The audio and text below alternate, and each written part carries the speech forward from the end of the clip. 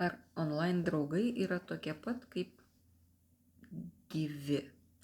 Tiesą sakant, čia labai ilgai galvojau, kaip juos apibūdinti, nes nei tikri, nei realūs, nei fiziniai kažkaip nesiklijavo.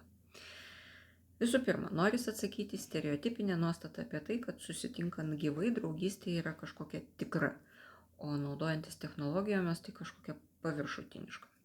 Taip gali atrodyti kiekvienam asmeniškai, o kitam gali atrodyti kitaip. Draugystės tikrumas, jeigu jau rinksimės tokį subjektyvų draugystės kokybės vertinimą, yra nematuojamas bendravimo priemonių rinkiniu. Tai taip subjektyvu, kad neturėtų būti net minties apie tai, jog kažkokie būdai yra universaliai tikri, teisingi, prasmingi ar panašiai. Kaip kam tinka, kas kam atneša gilius išgyvenimus ir prasmingai leidžiamą laiką, tai ir yra tikra. Mano nuomonė. Tačiau gyva ir skaitmeninė draugystė yra skirtingi draugystės būdai.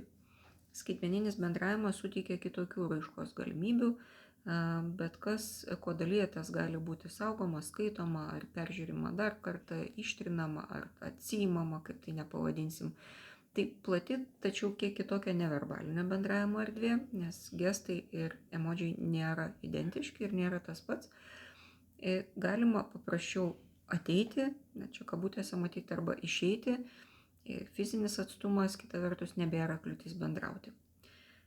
Yra tyrimas, kurį skaičiau ir kuriame nustatyta, kad skaitmeninės draugystės dažniau rinktis yra linkę žmonės, kurie baiminasi intimumo, jaučiasi labiau pažeidžiami santykiuose, siekia turėti daugiau asmeninės kontrolės, todėl komfortiškiau jaučiasi skaitmeninėse draugystėse.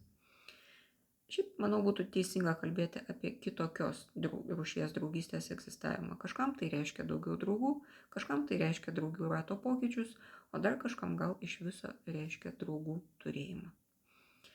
Tai kažkokių skirtumų yra, bet matyt, ką labiausiai norėčiau paraginti, nustoti vadinti jį tikra ar netikra, teisinga ar neteisinga draugystė. Tai yra kitokia draugystė su savo empatybėm ir su ja viskas yra labai gerai.